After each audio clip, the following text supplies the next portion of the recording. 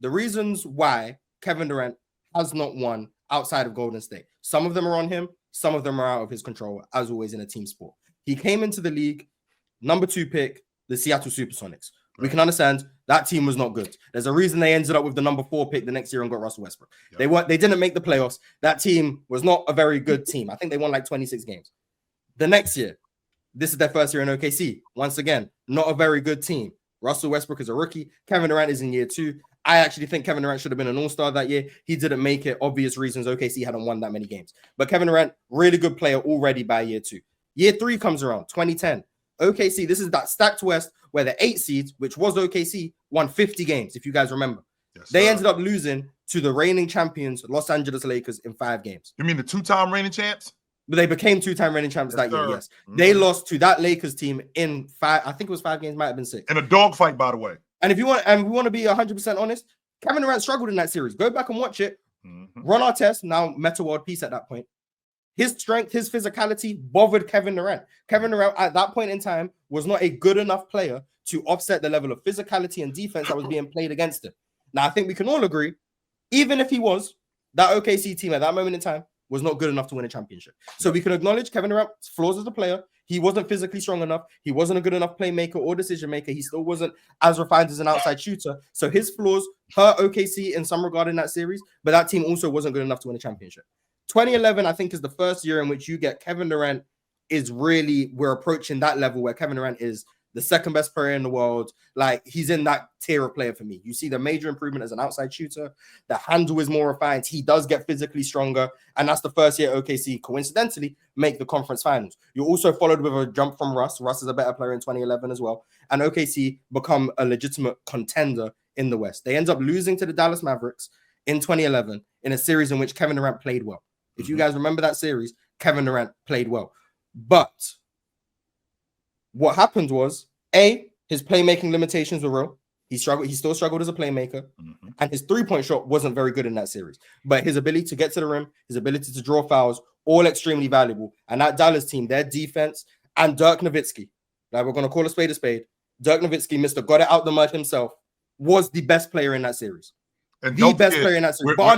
We're in year 4. This is year 4 for Kevin Durant. This is year 4 for Kevin Durant. And we don't do this with nobody else, by the way. He's 22.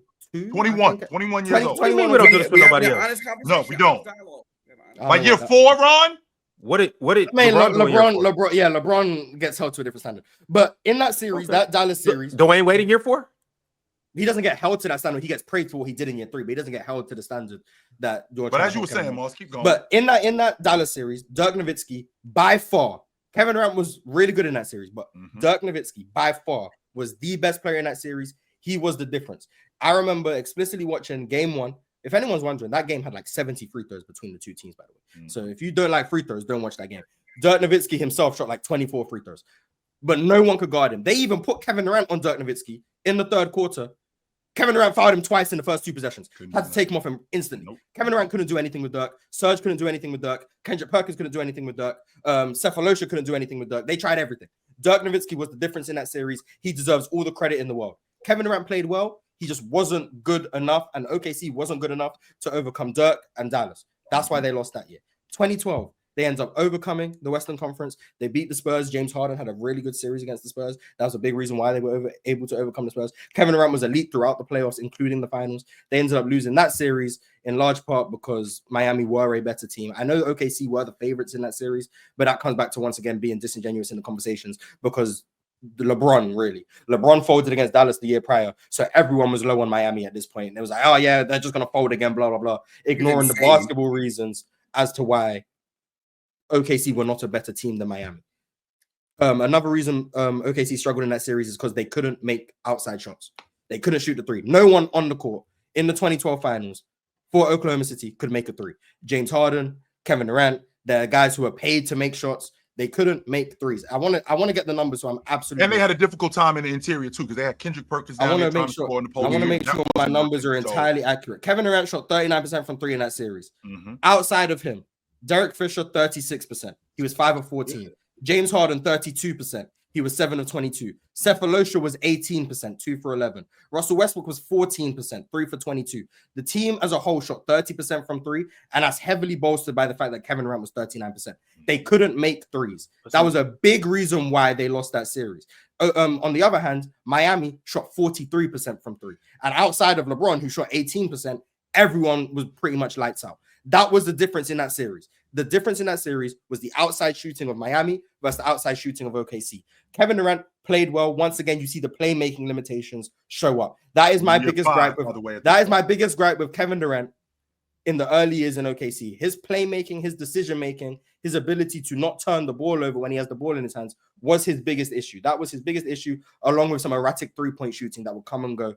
And you saw a lot of variance in that shot. Now, Marz, wouldn't that be Kevin Durant was the turnovers? Now, Marz, wouldn't that be because he was a bucket getter? I mean, that's what he came into the league as. That's what he became even better. Yeah, he had to develop. Yeah, he had to develop. He was a young player in year 5 at this point. He had to develop. But when we're analyzing the game, it's not really relevant. When we're analyzing the game, Kevin Durant's flaws held him back. Now, we can understand that he developed them later, but at that moment in time, his flaws held him back, especially as a playmaker. We go on to 2013. I think that one goes without saying. Russell Westbrook gets hurt in the playoffs. Patrick Beverley, we know what happens. We spoke to Patrick Beverley about it. He said it wasn't a dirty play. That's for you guys to decide. I don't think it was a dirty play. I think it was an unfortunate play. But Russell Westbrook gets hurt in the playoffs. And ultimately, OKC go on to lose to Memphis in a series in which Kevin Durant actually struggled. Kevin Durant struggled against the Memphis Grizzlies. I think you saw the effects of him not having a point guard. If you remember that series, go back and watch it. Kevin Durant was playing point guard for them. That's what was happening. So the guy who I just said had playmaking limitations the year prior and 2011 ball in his hands, became their point guards because he was the only one that they trusted to consistently make decisions. They didn't trust Reggie Jackson to that extent yet. Derek Fisher was an off-ball player by that point. They had no one else to go to. Kevin Durant was their point guard. So he struggled as a scorer. Memphis defense was elite. They were able to load up on him. They had guys like Tony Allen. They had Tayshaun Prince, who at that point was still doing a really good job on Kevin Durant with Marc Gasol behind it. Kevin Durant struggled against that team. I actually think he averaged like 5 or 6 assists in that series. Like you could see, like he was trying to take on that role. He just wasn't ready to be a primary playmaker for a team. And that's why they lost. So Russell Westbrook being hurt thrust Kevin Durant into a role in which he wasn't good enough yet to take up, and Memphis beat them. The next year, 2014, this is Kevin Durant's MVP year. This is the year where Russell Westbrook misses like 30 games in the regular season. How many years are we at this point? How many years? This is year 7. I think this is year 7 or 6. Okay, Kevin Durant, 2014. This is a year, once again, great in the regular season. 6.6 assists. Thank you, Pickler. So, and then we see in the playoffs, Serge gets hurt. And they ultimately end up losing to the Spurs in a series in which they were competitive. And then Serge goes down. Serge going down, I do think, affected the OKC Thunder. I also think the Spurs were a better team.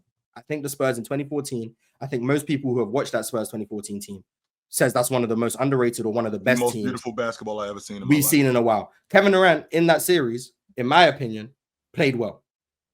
He was really good as a scorer, really decisive, able to get to the line consistently. My biggest issue with Kevin Durant in that series, he missed a whole bunch of free throws. And that's something you got to hold Kevin Durant accountable for. One of the best shooters that we've ever seen. He shot like 80% from the line, something like that. Like for Kevin Durant, 80% is a good free throw percentage. But for Kevin Durant, we hold him to a higher standard. But Kevin Durant, I think, was good in that series. I think Russell Westbrook was good in that series.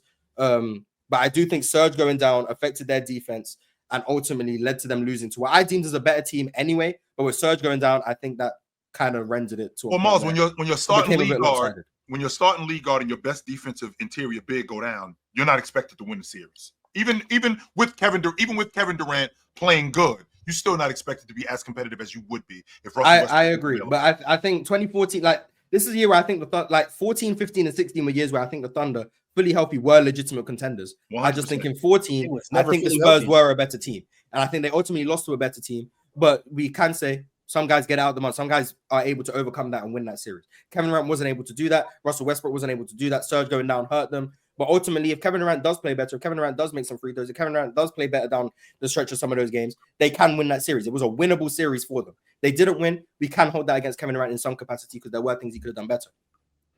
2015, he has a Jones fracture. Literally doesn't play that year. Plays like 27 games. Russell Westbrook is then asked to carry the load. OKC ultimately ends up missing the playoffs that year. It's interesting because like their record wasn't that bad, but they ended up missing the playoffs. The West was stacked. We obviously can't hold that against Kevin Durant. He didn't play. Like he factually didn't play. Now, the elephant in the room. We're at 2016. This is the year where We can give all the context we want.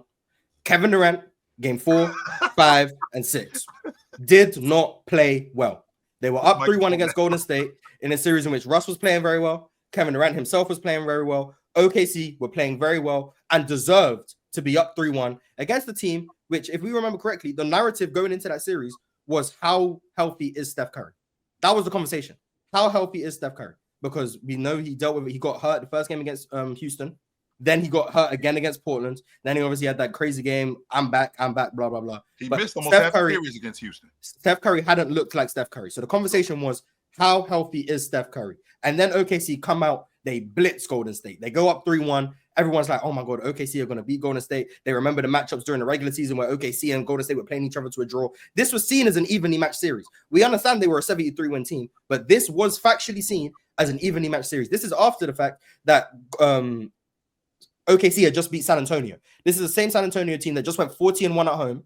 This was a San Antonio team that people deemed as a legitimate elite team. Now, I know they lost in round 2, so they don't get that respect now, but OKC beating that team was a huge deal. And everyone knows how I feel. I had this debate with Joel. I think Russell Westbrook in the Dallas series and the Spurs series was better than Kevin Durant. I think that's an indictment on Kevin Durant. So I'm trying to be as fair as possible. I think in that run where they get to the conference finals, Russell Westbrook played better than Kevin Durant to get there. Kevin Durant is meant to be the second best player in the world. Kevin Durant is meant to be the best player in OKC. And against Dallas and against San Antonio, I think Russell Westbrook was better than him. That's a problem. Kevin Durant had to be better. His outside shot was not falling. His turnovers were problematic. And Russell Westbrook's playmaking, in my opinion, was the most valuable thing that anyone in OKC provided. Marz, now, right quick. Go ahead. Shout out to Russell Westbrook's leadership. You can proceed. Sure. I'll mute myself. Game 4, 5, and 6 against Golden State. What happened was Golden State changed their defensive philosophy. They ended up overloading with Kevin Durant, with Russell Westbrook, basically saying, we don't respect any of these outside shooters. We don't respect Serge. Steven Adams is going to be in the dunker spot. We damn sure don't respect Andre Roberson. We don't even respect Russell Westbrook as an outside shooter. We understand what threat he can pose to us, but we're going to go under screens. We're going to help off of him. We're going to play help defense in the gaps. We're going to have Draymond roam off Roberson. And basically, we're going to clog as many lanes as possible for Kevin Durant. Kevin Durant was not good enough to overcome that coverage. His mid-range shot, when it was being smothered by 2 and 3 people, he was not making it at the clip in which OKC needed him to do so. His playmaking, instead of being able to dissect the coverages he was getting, whether that be with Roberson backdoor cuts, whether that be with dump down passes for Steven Adams, he was not able to dissect the Golden State defense, overloading on him in a way that would have been conducive to breaking that defensive scheme. He was not capable of doing that. Kevin Durant did not play well in games 4, 5, and 6, and 7. Sorry, 4, 5, 6, and 7. No, 5, 6, and 7. Sorry. Against Golden State. He did not play well. I know there were some games where he put up 30 or whatever. He did not play well. Kevin Durant, I think himself will probably tell you that he should have been better in that series. And I think he thinks that they should have won that series. I don't know Kevin Durant personally, but I think Kevin Durant thinks they should have won that series. We can absolutely, and we should hold that against Kevin Durant, that A, they were up 3-1, and B, he was not good enough in the closing 3 games to ultimately win that series. That's on Kevin Durant. Russell Westbrook also didn't play well, but this isn't about Russell Westbrook. This is about Kevin Durant and what he can control. Kevin Durant was not good enough. Then we get to the Warriors years. You want me to just skip over the Warriors years because they won? Please, we already know what. No. Include them. Ron, this is up to you because you're the one who wants why. Definitely include those. Yeah, but add some context about Steph and Draymond and Clay. Sure. So 2017 comes around and everyone says, "Oh my God, this is unfair." Blah blah blah blah blah blah blah blah. Game 1 happens. Game 1 of the regular season. The Spurs blitzed them. Get stomped by almost 30. Jonathan Simmons game. I remember that game. Jonathan Simmons game. They blitzed them. The questions then become, is this team going to, after one game, is this team going to work? Can Kevin Durant and Steph Curry coexist? This is going to be another failed super team, blah, blah, blah, blah, blah. They're not great the beginning part of the season. I don't know what their record was. They weren't great. They weren't just dominating the NBA in that fashion where it was like, oh my God, this is the best team ever. They were really good, but there were still questions. And then that Christmas game. Everyone remembers that Christmas game. Mm-hmm. This is the reigning champion Cleveland Cavaliers, Kyrie, LeBron, K-Love, against the newly formed Warriors. Mm-hmm. Steph Curry plays poorly in that game. Kevin Durant actually plays well in that game. Steph Curry gets put on the bench, the final possession. Kyrie isos Klay Thompson, spin jumper over his shoulder, game. Cavs win that Christmas game. All of the next week, the next month, the conversation is the Cavs have the Warriors number. The Warriors are mentally broken by the Cavs. Kyrie is outplaying Steph every time they meet up. The Warriors don't want to see the Cavs. The Cavs will beat the Warriors if they meet in the finals. That was the conversation. They then meet again on MLK Day, I think it was in January. The Warriors blitzed them, fried them. I think it was a 30-point game. Now, absolutely a blitz. Stop right there, Marz. Before you go any further, just so you know, that was the 5th game on a West Coast road trip. That was the last game when they played them. So they were on the end of a 5-game and 8-night West Coast road trip, and the Warriors stomped them. Keep going, Marz. So they obliterate them. I want to get the actual score of the game, so bear with me. Where is that game? 2017 Warriors. Yep. They played the Cavs. It was 126-91, so they won by 35. So close enough. They blitzed them. Then they go into the playoffs. Both of these teams are fully healthy in the postseason. The Cavs, you remember correctly, I think they go 12-0 against the East. The Warriors go 12-0 against the West. Kawhi Leonard injury. Remember, game 1, Zaza. The Warriors were actually losing that game by 20, I think. 20 in the third quarter. They were losing that game by 20. Kawhi was going crazy. Kawhi was torching them. Then Zaza comes out. Talk about that a little more, Marz. Let's talk about I think is absolutely a dirty play, by the way. That's a dirty play. Did that on purpose. Yeah, that was disgusting. And do I think the Spurs would have won that series? No. Do I think they would have won that game? No. I don't think it would have been a sweep. Yes. I can tell you that. I'm not saying I think they would have won that game. It wouldn't have been a sweep. And once again, that was a conference finals. If the conference finals MVP award existed, Steph Curry would have won it. Steph Curry played better than Kevin Durant in that series. So this goes to show, once again, you have 2 of the 3 best players in the world. Steph Curry can outplay Kevin Durant in some series. Kevin Durant can outplay Steph Curry in some series. The issue is you only get an MVP for one of them, and that happened to be in the finals. Kevin Durant got the finals MVP. If the conference finals MVP existed, maybe Steph Curry would have got more respect because he would have won it in 17. So then it would have been one conference finals MVP for Steph, finals MVP for KD. They go into the finals 12-0. Both teams are 12-0. The narrative was the Warriors are the favorites, but the Cavs have a chance. That was the narrative. This Cavs team was better than the 2016 team, offensively in particular. They were a better team than the 2016 team. Kyrie was playing better. Kyrie was fully available that year. In 2016, he only played half the year because he came back from the knee fracture. Kyrie was fully available. LeBron was fully locked in. I think 2017 LeBron was playing at an elite S-tier level. He was still, in my opinion, the best player in the league. LeBron was playing at that level. And then, quite frankly, the Warriors handled them. Kevin Durant was amazing. Kevin Durant, his efficiency, we spoke about yesterday, top 10 finals performances, 55, 47, 93, whatever he averaged, 35 points per game. He was amazing. He dominated, rightfully deserved the finals MVP.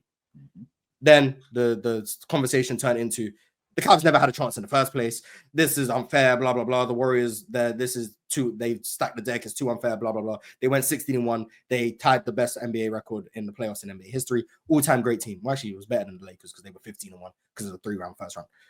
2018 happens. The Rockets get formed. Chris Paul joins the Rockets. The Rockets are very vocal about the fact that they want to beat the Warriors.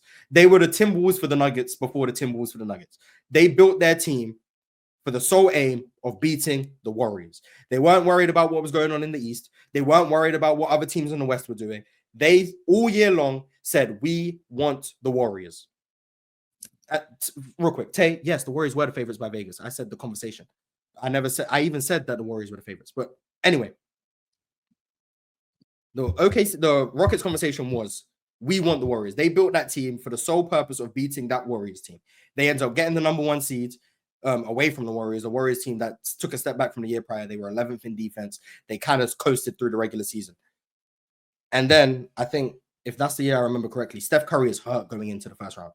I don't think Steph Curry plays against the Spurs. If I remember correctly, I might be wrong on that one. Someone can fact check me. Steph Curry doesn't play against the Spurs. They ultimately end up sweeping them anyway. Kevin Durant is really good in that series. They end up getting to the conference finals. There was no real competition before the conference finals. They end up going to the conference. They played the Pelicans around 2. They end up going to the conference finals. They meet up with Houston. This is a Houston team that was designed to slow down Golden State. Their philosophy was, all of this off-ball action is cute. We're going to switch everything. We're going to force you to beat us in isolation. That was their plan. And this was a team that Steph Curry in 2018 and 2019 struggled against because of that exact coverage. They said, we're going to take away all of this off-ball stuff that creates open threes and layups. We're going to try and take away all of that. We're going to force you guys to play in isolation. And we trust that our isolation guys, James Harden and Chris Paul, are going to out-ISO your isolation guys, Steph Curry and Kevin Durant. And let's keep it up. They damn near did. They were up 3-2. Now, what's interesting was the Rockets, when they won, the games were mighty close. They barely won. And when the Warriors won, they blew them out. So I think you could see the quality in opponent was still drastic. The Warriors, their margin of error was a lot bigger. They could blow the Rockets out. The Rockets didn't really have the ability to blow out the Warriors. They had to win on the margins, and they damn near did it. Chris Paul obviously gets hurt. Chris Paul not playing game 6 and game 7. Warriors ultimately come back. Kevin Durant is the best player in that series. The Rockets, in my opinion, would have won that series if Chris Paul doesn't go down. That's a series in which it's not an indictment on KD because I think KD played well, but I do think it's an indictment on the Warriors. The fact that the greatest team ever, in my opinion, nearly lost in the Western Conference Finals. So what I deem is a great Houston team, them nearly losing, I think is an indictment on them. That team should not be going to a game 7, period, in my opinion, but they did. And I think you give the Rockets credit for that. And you also, I think you have to criticize the Warriors for that. But Kevin Durant was amazing against Houston. They ended up going to the finals. They mocked the Cavs 4 games. Some people say Steph should have been finals MVP because they say game 1, Steph was better. Game 2, Steph was better. Game 4, Steph was better. Steph only lost the finals MVP because game 3, he was bad and KD was amazing. But if you look at each game individually, Steph played better in more games. I don't entirely subscribe to that ideology because I think game 4, Steph played better for the simple fact that Kevin Durant tried to make him look better. Like, everyone is very aware of the fact that Kevin Durant was trying to get Steph Curry to finals MVP. And game 2, he made the 9 threes. He was really good. But when the game was actually in the balance, I think still Kevin Durant was the one that blew the lead up. Steph Curry, I'm not going to say he was front running. I'm not going to hate on Steph Curry. But I do think when the game was in the balance, Kevin Durant was still the one that blew the game open. And game 1, I think probably KD played better anyway. So I do think KD deserved his finals MVP. But you can say it was neither here nor there. It could go either way. And Kevin Durant had that amazing game 3. 2019, Kevin Durant, amazing in the playoffs. Remember, you know who I am. I'm Kevin Durant. Pat Bev talking about he can guard KD, like, blah, blah, blah. He said, I could shoot over Pat Bev if I want to, but that's going to derail the offense, blah, blah, blah. He then proceeds to end up having like 2 40-point games in that series. He closes the series out with 50 against the Clippers. He was amazing. He then goes against the Rockets again. They couldn't guard Kevin Durant in isolation. He was frying. Steph Curry was struggling again. Kevin Durant then goes down. The conversation turns into, can the Warriors beat the Rockets without Kevin Durant? And this is why I don't like the narrative that Steph Curry was always considered better. Because when KD went down, the conversation was, the Warriors have lost their best player. That was the conversation. The conversation was, the best player the Warriors have has gone down. Steph Curry has said, we are without our best player. That's what he said. Klay Thompson has said Kevin Durant was their best player. Then Steph Curry does what he does in game 6, if you guys remember correctly. Scoreless in the first half, beats them, goes 33 in the second half. He was amazing. A lot of free throws. People don't seem to remember that. But he was amazing. Dominated that game. They won the game. They go to the conference finals without KD. They sweep Portland. Steph Curry is amazing. If the conference finals MVP existed again, he would have won that handily. He was amazing. He averaged like 36 games. I think it was the most points ever in a sweep. They go to the finals. Klay's banged up. KD's not available. Iggy is banged up. I think Boogie's obviously banged up. The team is decimated by injuries. They end up going down. It was 1-1, if I remember correctly. Mm-hmm. Game 3, Klay doesn't play. So Steph is practically out there by himself. And they lose. Steph has 47. Steph does what he can. They lose. They're now down 2-1. Klay comes back for game 4. They go down 3-1. Kevin Durant comes back.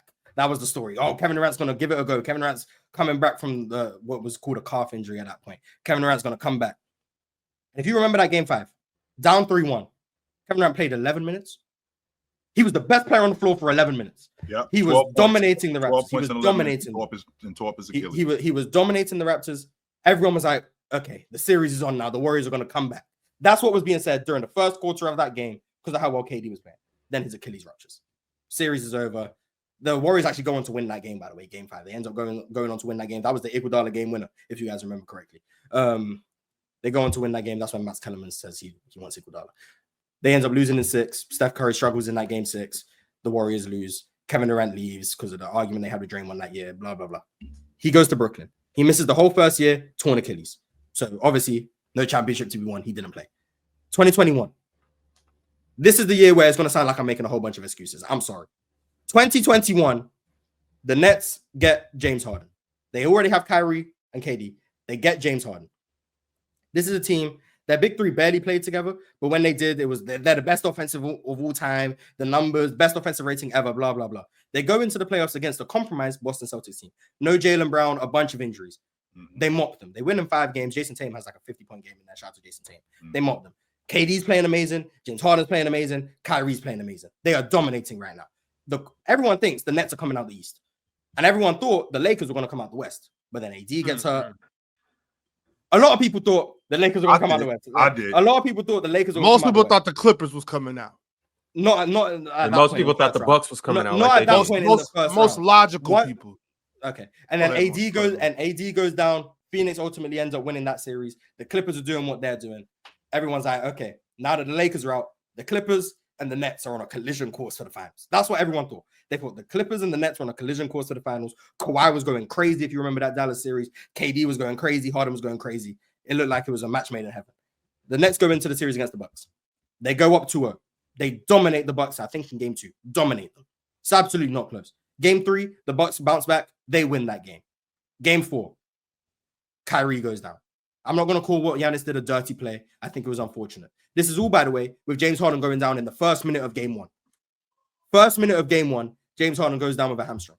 First minute. Literally 1 minute of the game plays, James Harden's out the game. He doesn't play game 1. He doesn't play game 2. The Nets still blitz the Bucks. Game 4 happens. Kyrie goes down. The Nets tie the series up 2-2. The Nets were up 8, I think. I think the Bucks were up 8. I can't remember the scoreboard. Drink more waters in the chat. He'll tell you exactly what happened. It was the 2 minutes 57 in the second. He'll know. He's a Bucks fan. He'll know. But the Nets ultimately lose that game. Game 5 happens. Kevin Durant has what's, in my opinion, the best game Kevin Durant's ever played. I don't know if you guys would agree with that. Game 5, Nets versus Bucks. Kevin Durant has damn near 50, almost 50.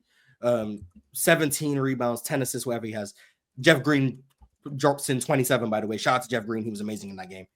The Nets win that game. They go up 3-2. The Nets win that game. Kevin Durant, I think, plays all 48 minutes, I think. The Nets are up 3-2. No James Harden, no Kyrie. Or James Harden came back for that game, but he was compromised. I can't remember. I'm trying to remember this off the top of my head.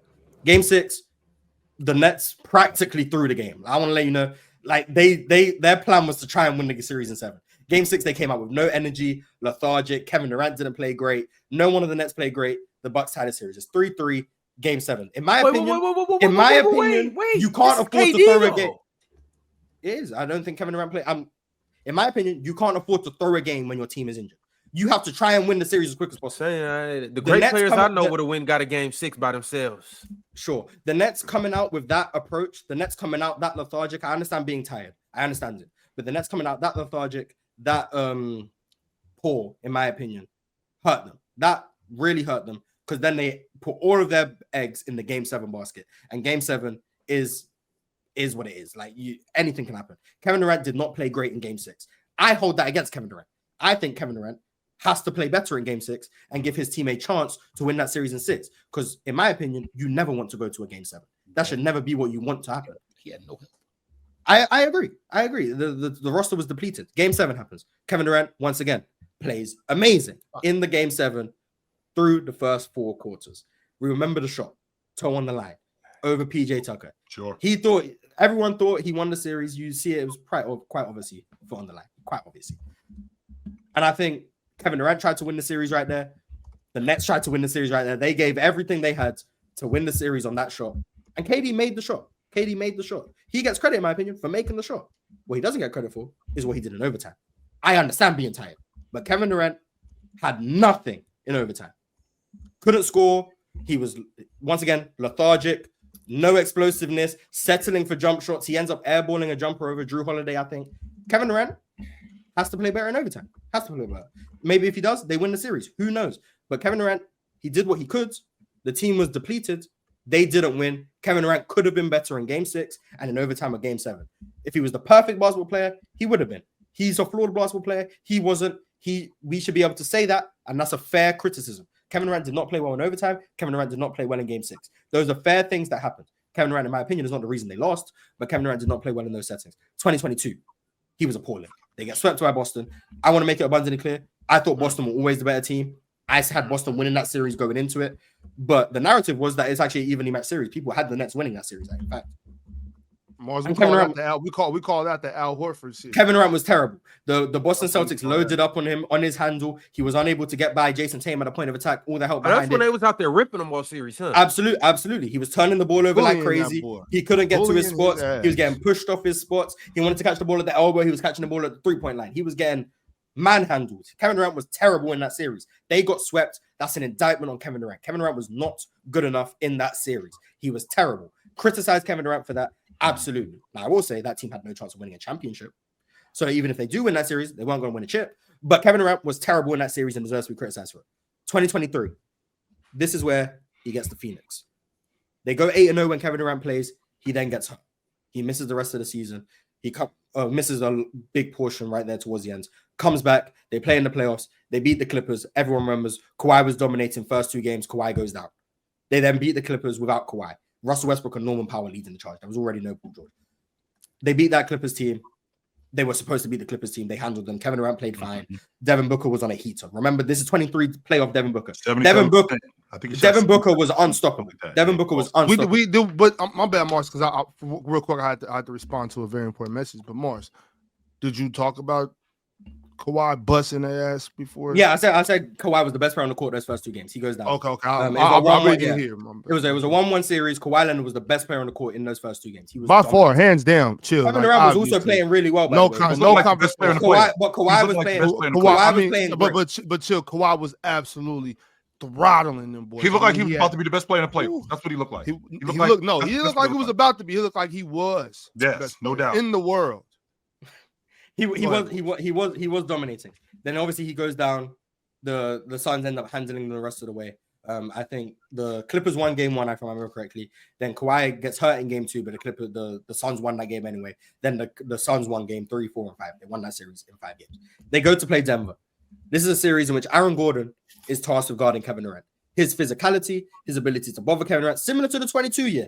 It's pretty much the same code, except there was a lot less help. But the philosophy was Aaron Gordon is going to be physical with Kevin Durant. We're going to load up behind it. And basically, we don't think Kevin Durant or Devin Booker can consistently make shots over the top of us or can consistently make those skip passes to the corner that we're leaving open. We don't think they can do either one of those things. The issue was the games that the Suns won, Devin Booker did those things. Devin Booker torched them. Devin Booker in game 3, I think, missed 5 shots. Someone said it, 20 or 25, I think. In the next game, he was 14 for 18. Devin Booker was the reason they won those games. Kevin Durant was playing well, but Devin Booker was the reason they were winning those games. This is another series similar to the 2016 playoffs where Kevin Durant is being, in my opinion, outplayed by his teammate. That's a testament to how great Devin Booker was playing. But also, if you're Kevin Durant, the best player on the team, and you're not playing the best on your team, that's a criticism, in my opinion. Kevin Durant has to be, if you're the best player on your team, playing like the best player on your team, regardless of what Devin Booker's doing. Devin Booker deserves all the credit for how well he was playing, but Kevin Durant wasn't playing like the best player on his team. Devin Booker was dominating. He was amazing. Sure. And then when Devin Booker came back down to earth, and when Devin Booker hurt his ankle, I can't remember if it was in game 6 or game 5, Devin Booker hurt his ankle, the Suns ended up losing those 2 games. Kevin Durant, by himself, practically, when Devin Booker's compromise, was not enough to overcome that Denver team. He was not playing at a level as a shot maker, as someone who's able to get to the rim consistently, that was able to consistently punish this Denver defense. In my opinion, the 22 and the 23 playoffs are criticisms on Kevin Durant.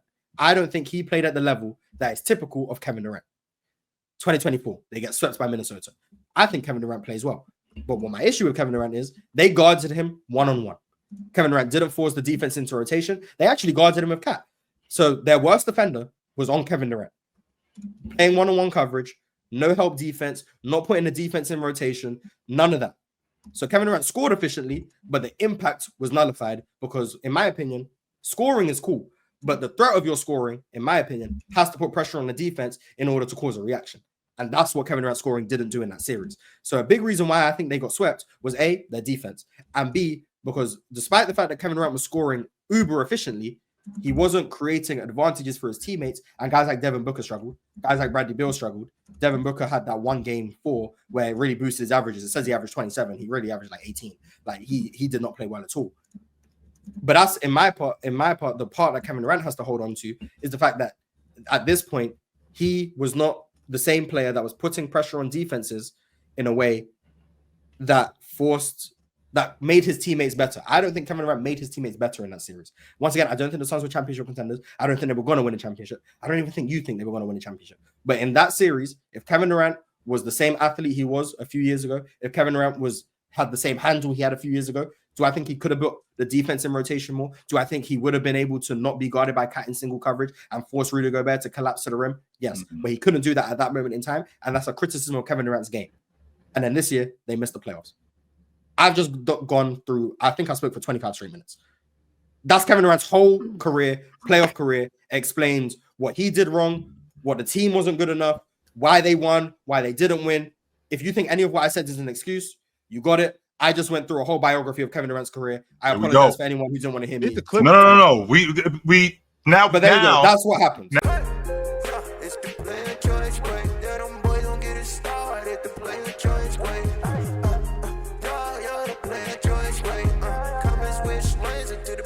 Join way.